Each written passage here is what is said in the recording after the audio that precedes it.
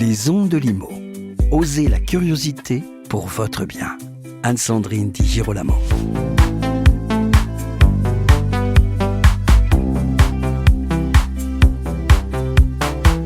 Aujourd'hui, 14 février, jour de la Saint-Valentin. Certains d'entre vous iront acheter un bouquet et penseront inévitablement à la rose.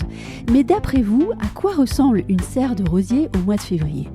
Est-ce que, dans un contexte global de rénovation énergétique et d'économie d'énergie, on peut acheter des roses le 14 février sans être pris en flagrant délit d'incohérence ? Les réponses de suite avec Marianne Cardot. Elle est producteure de roses coupées à Saint-Genis-des-Fontaines, dans les Pyrénées-Orientales.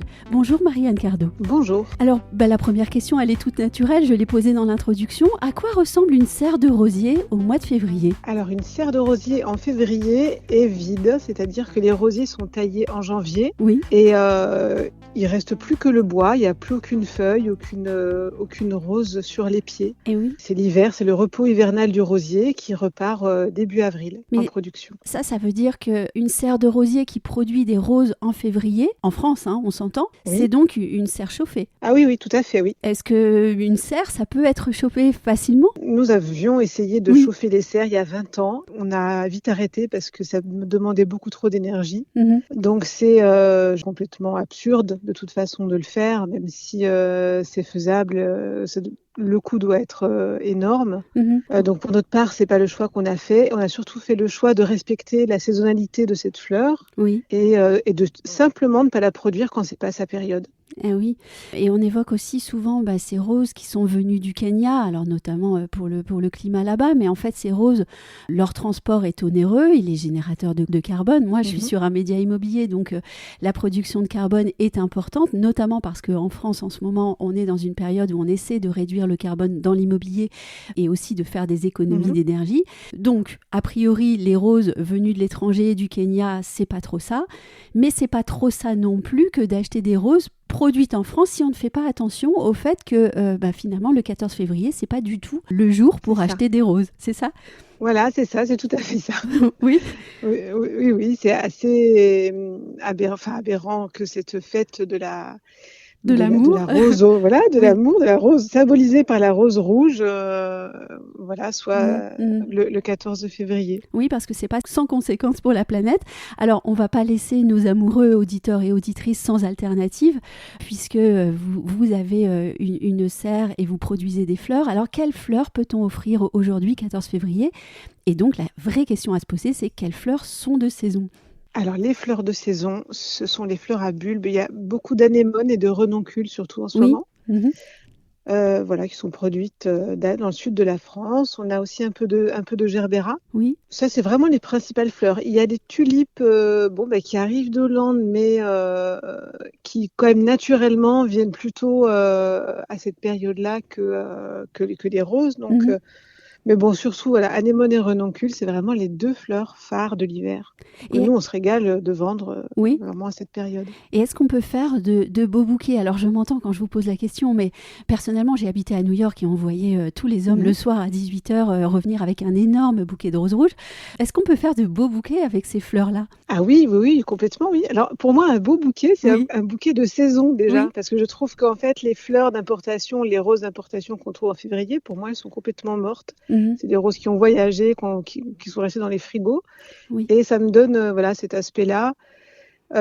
Alors qu'un bouquet de saison produit localement, c'est très vivant.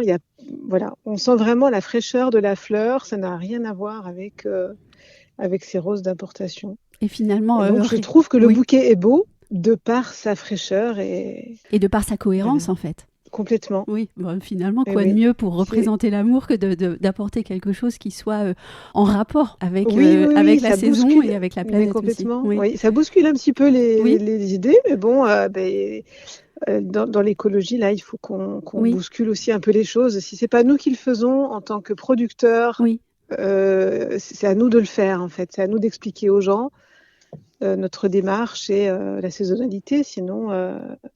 Le consommateur ne peut pas forcément de lui-même le savoir. Et que vous disent justement vos clients alors je suppose qu'ils viennent chez vous en étant déjà informés ou pas? Ils sont pour la plupart informés. Ça a été un petit travail sur quelques années où on a beaucoup informé. Oui. En fait, ils viennent maintenant vraiment les yeux fermés. Ils m'appellent pour commander. Je leur réexplique à chaque fois. Vous savez, il n'y a pas de roses en ce moment. Et vraiment, à chaque fois, ils me disent, mais c'est pas grave, faites au mieux. On a aussi en fait, voilà, faites au mieux parce qu'ils ont confiance maintenant en nous, au fait qu'on justement, on va pas leur dire n'importe quoi, n'importe quand. Donc, ils viennent vraiment, voilà, ils m'appellent les yeux fermés, ils me donnent un budget, faites-moi un bouquet pourtant. Et vraiment, ils sont toujours ravis. C'est très rare qu'ils repartent déçus sans rien en voulant vraiment des roses. Voilà, c'est un peu ma clientèle aussi. Oui, vous avez construit votre clientèle et la bonne nouvelle, c'est que la rose n'est pas éternelle en fait. On peut quand même faire passer les bons messages. Oui. Complètement. Et l'amour n'a pas de que ce soit des roses ou des.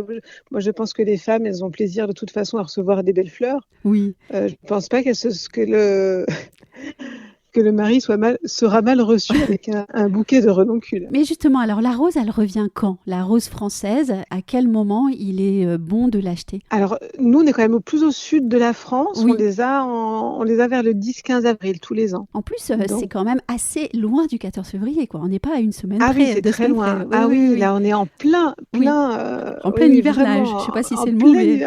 Oui, je sais. Mais... Oui, vraiment. Non, là, il n'y a vraiment absolument rien. Il faut attendre avril. Surtout que les roses, quand même, se produit sur un temps assez long. Nous, on en a d'avril à janvier, quasiment toute l'année. Ah oui.